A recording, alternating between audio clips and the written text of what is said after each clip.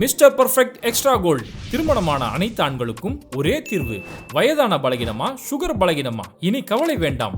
100% இயற்கை வயகரா, 100% ஹலாலான முறையிலும் தயாரிக்கப்படுகிறது. எவ்வித கலப்படமும் கிடையாது, பக்க விளைவும் கிடையாது. ஆர்டர் செய்தாலே போதும், உங்கள் இல்லம் தேடி வந்து சேரும். மேலும் விவரங்களுக்கு கீழுள்ள எண்ணை அணுகுங்கள். ஆமக்கரி சீமான ஆளாளுக்கு சம்பவம் பண்ணக்கூடிய நேரத்துல இப்ப சரவடி சம்பவம் பண்றதுக்காக பிஜே வந்திருக்கிறாரு. இஸ்லாமிய அறிஞர் பி ஜெயினுலாபுதீன். இதுவரைக்கும் சீமானை யாருமே இப்படி சம்பவம் செஞ்சிருக்க முடியாது, இனி யாருமே செய்ய முடியாதுங்கிற அளவுக்கு தரமான சம்பவம் செஞ்சிருக்கிறாரு. பயந்தா உங்களை விவாதத்துக்கு வரதுக்கு அறிவாளெல்லாம் கிடையாது, சும்மா உங்களை குரலை உயர்த்தி பேசுவானே தவிர அவன் சைமன்கிற வடிகட்டின ஒரு முட்டாள் தான், அறிவாளெல்லாம் கிடையாது. இதுல பிஜே எடுத்திருக்கக்கூடிய தலைப்பு இன்னைக்கு ரொம்பவே முக்கியமான ஒரு தலைப்புன்னு சொல்லணும். ஏன்னா இப்போ சீமான் பெரியாரை பத்தி அவதூறு அசிங்கமா பேசின நேரத்துல, சீமானுக்கு எல்லாருமே கண்டனம் கொடுத்திருக்கக்கூடிய நேரத்துல சீமான் இன்னைக்கு எப்படி திசை திருப்பிட்டு இருக்காரு அப்படின்னா, பெரியார் இஸ்லாமியர்களை பத்தி இதெல்லாம் பேசியிருக்காரு தெரியுமா, இஸ்லாத்தை இவ்வளவு மோசமா பேசியிருக்காரு தெரியுமான்னு சொல்லி சில பெரியாருடைய கருத்துக்களை காட்டி இதை திசை திருப்ப பார்த்துட்டு இருக்காங்க. பொதுவாகவே இந்த திசை திருப்புற அரசியல் இருக்குல்ல, இது பாஜகவுடைய ஒரு ஃபார்முலா. இப்போ பாஜக நோக்கி எப்பெல்லாம் ஒரு வலுவான ஒரு கேள்வி உருவாகுதோ உடனே ராமர் பேரை வச்சோம், ஜெய் ஸ்ரீராம் சொல்லியும் அந்த விஷயத்தை திசை திருப்புவாங்க. அதே ஸ்டைல்ல தான் சீமானை என்ன செய்ய ஆரம்பிச்சிருக்காருன்னா, சீமான் மேல எப்பெல்லாம் ஒரு பெண் சார்ந்த குற்றச்சாட்டு வருதோ, விஜயலட்சுமி எப்பெல்லாம் சீமான் மேல குற்றச்சாட்டு வைக்கிறாங்களோ, சீமான் அதுக்கடுத்து கொடுக்கக்கூடிய இன்டர்வியூ பாத்தீங்கன்னா அவரை சுத்தி பல பெண்கள் இருக்கிற மாதிரி ஒரு இன்டர்வியூ கொடுத்து அப்படியே அந்த விஷயத்தை அப்படியே தசை திருப்ப பார்ப்பாரு. அந்த மாதிரி இப்ப பெரியார் பத்தி சீமான் சொன்னதுக்கு எல்லாரும் கண்டிக்கக்கூடிய நேரத்துல சீமான் இந்த விஷயத்தை அப்படியே இஸ்லாமியர் பக்கம் திருப்பி விட்டு, இஸ்லாத்தை பத்தி பெரியார் எப்படிலாம் பேசியிருக்காரு தெரியுமா, முஸ்லிம்களை பத்தி எப்படிலாம் பேசியிருக்காரு தெரியுமான்னு சொல்லி பல விஷயங்களை இதுல கொண்டு வந்து காட்டுறாரு. அதாவது சீமான் இந்த இடத்துல பெரியார் வள்ளலாரோட சிறந்தவரா, பெரியார் முத்துராமலிங்க தேவரோட சிறந்தவரான்னு சொல்லி சம்பந்தமே இல்லாம முத்துராமலிங்க தேவரையும் வள்ளுவரையும் இதுல அப்படி உள்ள இழுத்து விட்டு சிண்டு மூட்டக்கூடிய ஒரு வேலையை செய்யறாரோ, அதே மாதிரி இந்த விஷயத்துல இஸ்லாமியர்களை உள்ள இழுத்தும் சீமான் ஒரு மோசமான காரியத்தை செஞ்சுட்டு இருக்காரு. இந்த இடத்துல பல பெரியாரிஸ்ட் கூட அதுக்கு முறையான ஒரு பதில், அதுக்கு என்ன ஆதாரம் சொல்லி முறையான பதில் கொடுக்காம பூசி மழுப்பக்கூடிய ஒரு வேலைகள்ல செய்யறாங்க. அதோட தான் பிஜே இந்த விஷயத்தை ஒரு தலைப்பா எடுத்து, ஏன் இப்படி மழுப்பிட்டு இருக்கீங்க, ஓப்பனா அடிங்கன்னு சொல்லி அந்த விஷயத்துக்கு இப்ப ஓப்பனா பதில் கொடுத்திருக்கிறாரு. பெரியார் முஸ்லிம்களை தரக்குறைவாக கேவலமாக பேசியிருக்கிறாரு, எழுதியிருக்கிறாரு. அவருடைய குடியரசு இதழில் இந்த மாதிரிலாம் துருக்கர்கள் என்றெல்லாம் எழுதி நாட்டை விட்டு போங்கன்னு எழுதியிருக்கிறாரு. இந்த மாதிரியான விமர்சனங்களை போட்டு முஸ்லிம்களையும் அந்த பகுத்தறிவாளர்களையும் மோத விடக்கூடிய வகையில் ஒரு கருத்து பரிமாற்றம் நடந்து கொண்டிருக்குது. இதை செய்கிறது யாருன்னு கேட்டால் முஸ்லீம்களை மதமாற சொல்லக்கூடிய இந்த சைமன்கிறவனுடைய கூட்டம் தான் இதெல்லாம் செய்கிறது. பெரியார் அப்படி சொன்னார்னு இந்த விஷயத்தை பொறுத்த வரைக்கும் இதை இந்த மாதிரி சொல்லக்கூடிய விஷயங்களுக்கு அந்த பெரியாரிஸ்டுகள் உரிய முறையில் எதிர்வினையாட்ட தெரியல. உங்களுக்கு பெரியாரை பொறுத்த வரைக்கும் அவர் பல நிலைகள் அவர் இருந்திருக்கிறார். பெரிய பக்திமானா இருந்திருக்கிறாரு. பக்திமானா இருக்கும் பொழுது அதுக்கு தகுந்த மாதிரியான விஷயத்தை தான் அவர் பேசியிருப்பார். துறவு மேற்கொண்டு காசிக்கெல்லாம் போயிருக்கிறாரு. அந்த நேரத்தில் அவர் சொன்ன கருத்துக்கள் எப்படிப்பட்டதாக இருக்கும், அது சம்பந்தப்பட்ட விஷயங்களாக இருக்கும். அவருடைய அலுவலகத்தை திறந்து வைக்கிறது சாமியார்களை கூப்பிட்டு வச்சு திறந்து வச்சிருக்கிறாரு. அதை பற்றின செய்தி எடுத்து போட்டு கடவுள் இல்லைன்றார், அவர் செஞ்ச வேலையை பாருங்க, இப்படி எல்லாம் சொல்லக்கூடாது. அவருடைய ஒவ்வொரு மனிதனுக்கும் அந்த துவக்க காலத்தில் இருக்கிற சிந்தனைகள் படிப்படியாக மாறி அவர் காங்கிரஸில் இருந்தார். காங்கிரஸுடைய அதே கொள்கை கோட்பாடை தான் அவர் வச்சிருந்தார். இப்படி இருக்கக்கூடிய நேரத்தில் என்றைக்கு அவர் சுயமரியாதை, வகுப்புவாரி பிரதிநிதித்துவம், பெண் விடுதலை இந்த மாதிரி தலைப்புகளை எடுக்க ஆரம்பித்தாரோ, அதுக்கு பிறகு சொன்ன கருத்துக்களும் அதுக்கு முந்தி சொன்ன கருத்துக்களும் நிச்சயமாக முரண்பட்டதாக தான் இருக்கும். ஒரு மனிதர் இறுதியாக எந்த நிலையில் இருந்தாரோ அந்த நிலையில் அவர் சொன்னதை மாத்திரம்தான் அவருடைய கருத்தாக எடுத்து சொல்ல வேண்டும். அவர் எந்த கருத்திலிருந்து விலகி கொண்டாரோ மாற்றிக்கொண்டாரோ அதை கொண்டாந்து போட்டு விமர்சனம் பண்ணுவது வடிகட்டி ஒரு அயோக்கியத்தனம். இதுதான் ஆக்கப்பூர்வமான பதில். ஏன்னா இங்க எல்லாருமே எல்லாத்தையுமே தெரிஞ்சுக்கிட்டு வரதில்லை. எல்லாருக்குமே ஆரம்பத்துல ஒரு புரிதல் இருக்கும், அதுக்கு பிறகு அது பத்தின தெளிவு ஏற்பட்டோன்னே தன்னோட நிலைப்பாடை மாத்திப்பாங்க. இதுதான் எதார்த்தம். அந்த மாதிரி பெரியாரோட லைஃப்ல நம்ம பார்த்தோம்னா கூட பெரியார் ஆரம்பத்துல ஒரு ஆன்மீகவாதியாகவும் இருந்திருக்கிறாரு, காசிக்கு துறவரம் போகக்கூடிய ஒரு துறவியாகவும் இருந்திருக்கிறாரு. அப்ப இப்படி எல்லாம் இருக்கும்போது ஒரு கட்டத்துல பெரியாருக்கு ஒரு புரிதல் ஏற்பட்டோன்னே அவர் ஒரு சுயமரியாதை பாதையை தேர்ந்தெடுக்கிறாரு. இந்த சாதிய ஒழிப்பு அப்படின்னு சொல்லி மனுஷனை அப்படி சாதியின் பேர்ல அப்படி ஒடுக்கிட்டு இருக்காங்களே, இது எந்த வகையில நியாயம்னு சொல்லி சாதிய ஒழிப்புன்ற ஒரு நிலையை பெரியார் கையில் எடுக்கிறாரு. இப்ப சாதியை ஒழிக்கணும் அப்படிங்கும் போது இதுக்கு எது தடையா இருக்கு அப்படின்னு பெரியார் பார்க்கும்போது, இதுக்கு இந்து மதம் சொல்ல ஒரு மதம் தடையா இருக்கு அப்படிங்கும் போது இந்த மதத்தை நான் நிராகரிக்கிறேன் அப்படின்னு சொல்லி மதத்தை நிராகரிக்கிறாரு. சரி, இந்த மதத்துக்கு எது தடையா இருக்கு அப்படிங்கும் போது இதுக்கு கடவுள் தான் தடையா இருக்காரு அப்படிங்கும் போது அந்த கடவுளே நான் நிராகரிக்கிறேன்னு சொல்லி கடவுள் மறுப்பு கொள்கையை பெரியார் தேர்ந்தெடுக்கிறாரு. அப்ப இதெல்லாம் பார்த்துட்டு இது முழுமையா இதோட விவரம் என்னன்னு சொல்லி புரியாம ஒருத்தர் யாராவது போயிட்டு பெரியார் ஆரம்பத்துல ஆன்மீக பாதையில இருந்தாரு, பெரியார் துறவரெல்லாம் போனாரு, அப்ப நீயும் துறவரம் போவியா அப்படின்னு கேட்டா அது எப்படி ஒரு முட்டாள்தனமான கேள்வியா இருக்குமோ, அந்த மாதிரிதான் பெரியார் அவருடைய ஆரம்ப கால நிலைப்பாடுல இஸ்லாத்தின் மேலும் பல வகையான விமர்சனங்கள் வச்சிருக்காரு. எப்படி மற்ற மதங்கள் மேல கிறிஸ்தவ மேலேயும் இந்து மதம் மேலேயும் விமர்சனம் வச்சாரோ அது மாதிரி இஸ்லாத்தின் மேலேயும் பல விமர்சனம் வச்சிருக்காரு.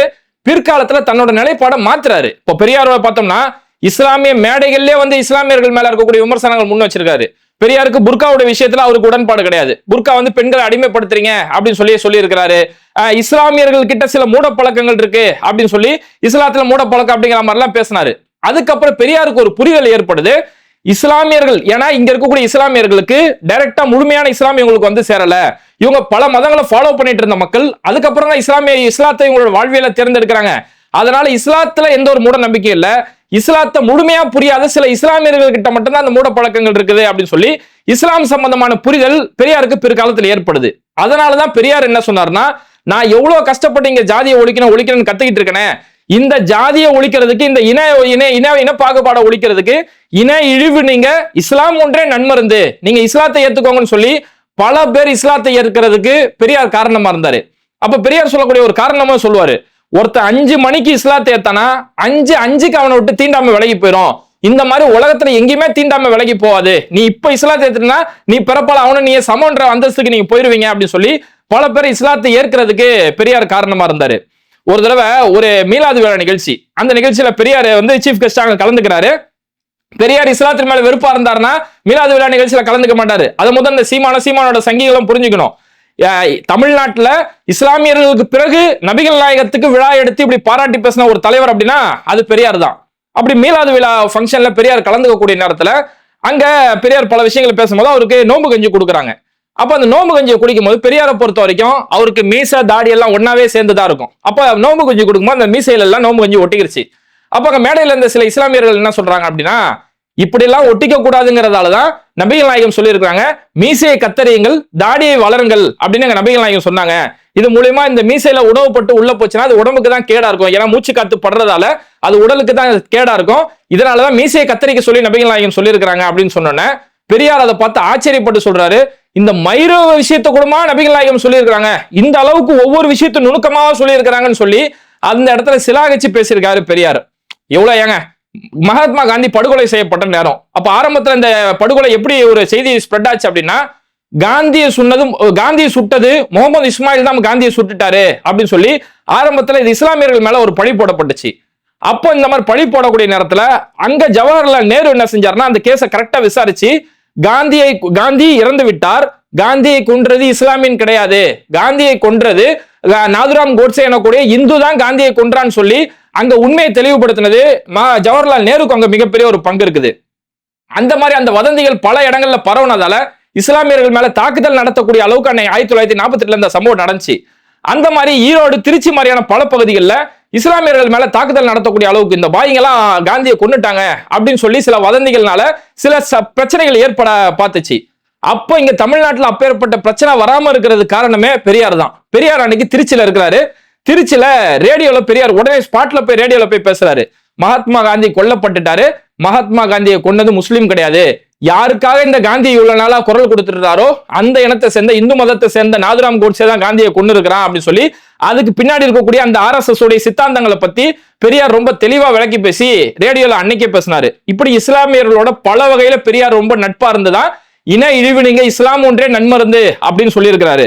இப்படி பெரியார் சொன்ன பல கருத்துக்கள் பெரியார் பிற்காலத்துல அவரோட கடைசி நிலைப்பாடு என்ன அப்படிங்கறத பார்க்காம பெரியார் ஆரம்ப காலத்துல துலுக்கன்னு சொல்லிட்டாரு, மலத்தோட ஒப்பிட்டு பேசிட்டாரு, இப்படி எல்லாம் பேசுற இடஒதுக்கீடு பத்தி பேசிட்டாருன்னு சொல்லி முன்னாடி காலத்துல உள்ளதெல்லாம் இன்னைக்கு கொண்டு வந்து பேசுறாங்க அப்படின்னா இதுக்கு பின்னாடி வன்மம், அதாவது RSS செய்யாததை விட ஒரு மோசமான காரியத்துல இங்க சீமான் செஞ்சுட்டு இருக்கிறாரு.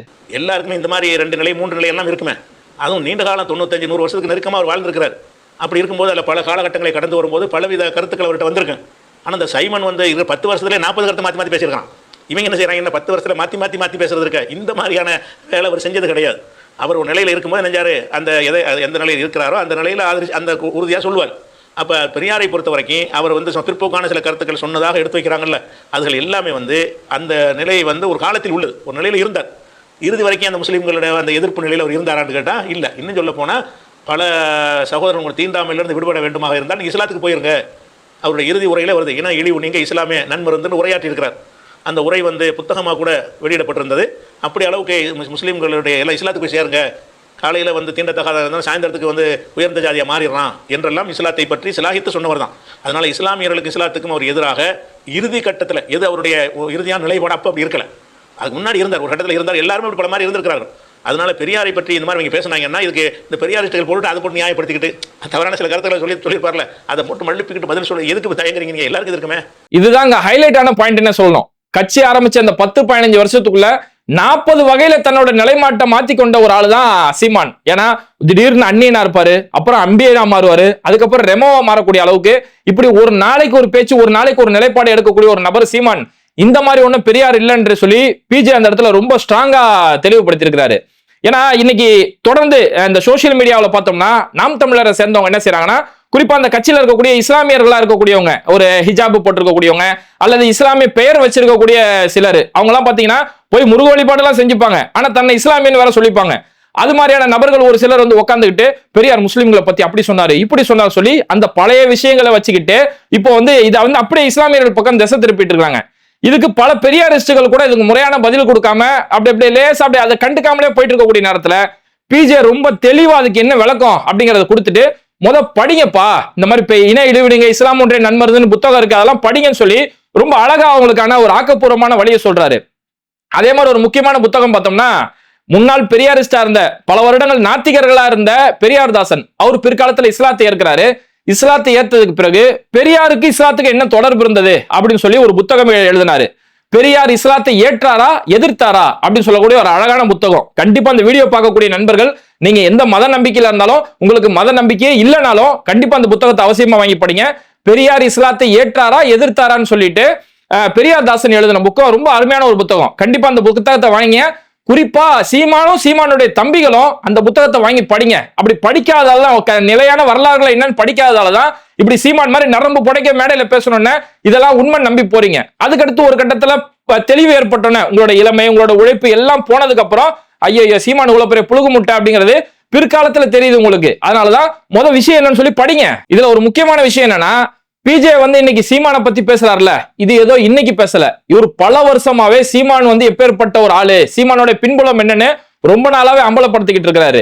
இப்போ சீமான் வந்து இஸ்லாமியர்களும் கிறிஸ்தவர்களும் சாத்தானுடைய பிள்ளைகள் அப்படின்னு ஒரு சர்ச்சையா சொல்லும் போது கூட பல இஸ்லாமிய தலைவர்கள் கூட ரொம்ப சாஃப்டா தான் அதை கண்டிச்சாங்க. சகோதரர் சீமான் இவ்வாறு பேசுவது சரியல்ல, முறையல்ல அப்படின்னு சொல்லி அப்படி சாஃப்டா தான் கண்டிச்சாங்க. ஆனா அன்னைக்கு சரி அதுக்கு முன்னாடியே சரி பிஜே மட்டும் தான் ரொம்ப ஸ்ட்ராங்கா சொல்றாரு, இந்த சீமான் ஒரு சங்கி மனநிலை கொண்டவர் தான், சங்கியோடைய வளர்ச்சிக்காக தான் இவரோட பணி இங்க இருந்துகிட்டு இருக்குன்னு சொல்லி சீமானை பத்தி ரொம்ப தெளிவா அம்பலப்படுத்தினாரு.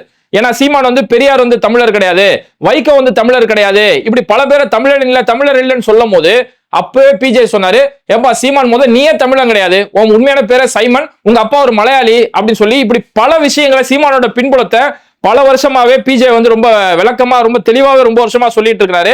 அவர் அன்னைக்கு சொன்ன பல விஷயங்கள் நிறைய பேர் இன்னைக்கு தான் புரிய வருது. சீமான் வந்து முஸ்லீம்களுக்கு ஆபத்தான ஒரு ஆள்.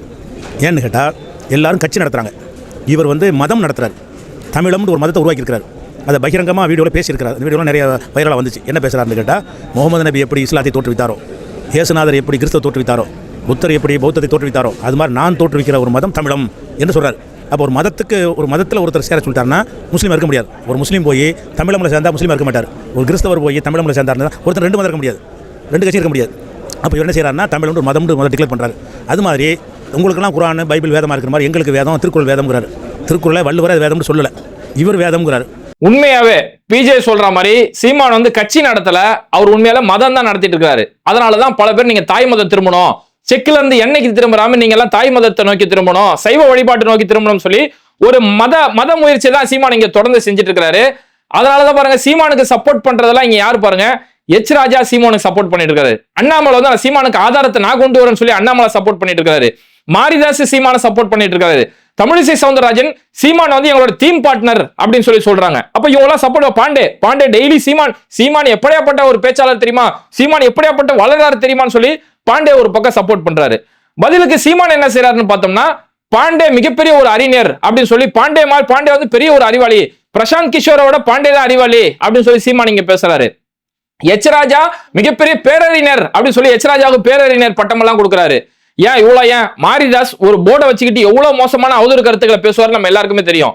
அந்த மாரிதாஸ் இங்க ராணுவ தளபதி, இந்தியாவுடைய ராணுவ தளபதி தமிழ்நாடுக்கு பயணமா இருக்கும் போது அவரோட விமானம் கோளாறு ஏற்பட்டு அந்த ஹெலிகாப்டர்ல விபத்து ஏற்பட்டுச்சு, இறந்துட்டு போயிட்டாரு.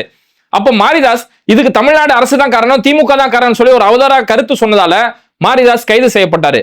அப்ப அந்த கைது செய்யப்பட்டதுக்கும் மாரிதாஸுக்கு சப்போர்ட் பண்ணிட்டு பேசின ஒரே ஆள் சீமான் தான். அதே மாதிரி KT ராகவன் ஆபாசமான பல காரியங்களில் ஈடுபடும் போது யாரும் செய்யாத கருத்தையே KT ராகவன் செஞ்சிட்டாரு, அண்ணாமலையோட வாட்ச் பில்ல கேட்கறதுலாம் நாகரீகம் கிடையாதுன்னு சொல்லி இப்படி எல்லா இடங்கள்லயுமே இவரும் சீமானும் பதிலுக்கு பாஜகவுக்கு பல கைமாறுகள் செஞ்சிட்டு இருக்கிறாரு. ஆக மொத்தத்துல இவங்க எல்லாருமே ஒரே குட்டையில ஊறுற மட்டைங்க. இந்த ஒட்டுமொத்த கூட்டத்துக்குமே இங்க தடையா எதிரா நிக்கிறது யாருன்னு பார்த்தா பெரியார் தான் இங்க எதிரா நிக்கிறாரு. அதனாலதான் இந்த ஒட்டுமொத்த கூட்டமும் பெரியார் எதிர்த்து இருக்குது. அப்ப இந்த கூட்டம் எப்ப பெரியாரை எதிர்க்க ஆரம்பிச்சிட்டாங்களோ இங்க மற்ற ஜனநாயகத்தை விரும்பக்கூடிய எல்லாருமே இன்னைக்கு ஓரணியில ஒன்னா நிக்கிறாங்க. இஸ்லாமியர்களும் பெரியாருக்கு ஆதரவா நிக்கிறாங்க, கிறிஸ்தவர்கள் நிக்கிறாங்க, இந்துக்கள் நின்றுட்டு இருக்காங்க. எத்தனையோ இந்துக்கள் பெரியாருக்கு ஆதரவான கருத்துக்கள் பேசிட்டு இருக்காங்க. திராவிட சித்தாந்தங்கள் உள்ளவங்க சொல்லி எல்லாருமே இன்னைக்கு பெரியாருக்கு பின்னாடி வந்து நிக்கிறாங்க பாருங்க. இதுதான் தமிழ்நாட்டுடைய ஒரு அழகான ஒரு கட்டமைப்புன்னு சொல்லலாம். சரி, கடைசியா ஒரே ஒரு விஷயம். இப்போ சீமான பிஜே வந்து ஒரு விவாத அழைப்பு கூப்பிட்டு இருக்காரு பாருங்க. அதுதான் இருக்கல ஹை லெவல் சம்பவம்னு சொல்லலாம். சைமனை பொறுத்த வரைக்கும் விவாதத்துக்கு வாண்டு பத்திரிகையாளர் சந்திப்புலாம் அவர் கேட்கிறார். இந்த இவங்க சரியா எதிர்கொள்ள தெரியல. விவாதத்துக்கு வாண்டு கூப்பிட்டானா வாடான்னு போய் கடிதம் போய் கொடுத்து இத்தனை அழைத்திருக்கிறாய், நான் வர்றேன்னு சொல்லணுமா இல்லையா? எங்களையும் விவாதத்துக்கு கூப்பிட்டுருந்தாரு, முஸ்லீம்களை கூப்பிட்டுருந்தார். நாம நினைஞ்சோம் பகிரங்க அழைப்பு கொடுத்து நேரடியாக கடிதம் எழுதி வீட்டுக்கு ஆள் அனுப்பி நாங்கள் விவாத தயாராக இருக்கணும் கடிதம் கொடுத்து பதில தாண்டி நின்றோம். இல்லை நமக்குள்ள என்னத்துக்கு ஓடி போயிட்டான். நம்மளோட நாம விவாதத்துக்கு முறைப்படி அழைத்து சந்தித்திருக்கிறோம். நானே கைப்பட கடிதம் எழுதி கொடுத்து அனுப்பும் பொழுது நமக்குள்ள எண்ணத்துக்கு பின்வாங்கிட்டான்.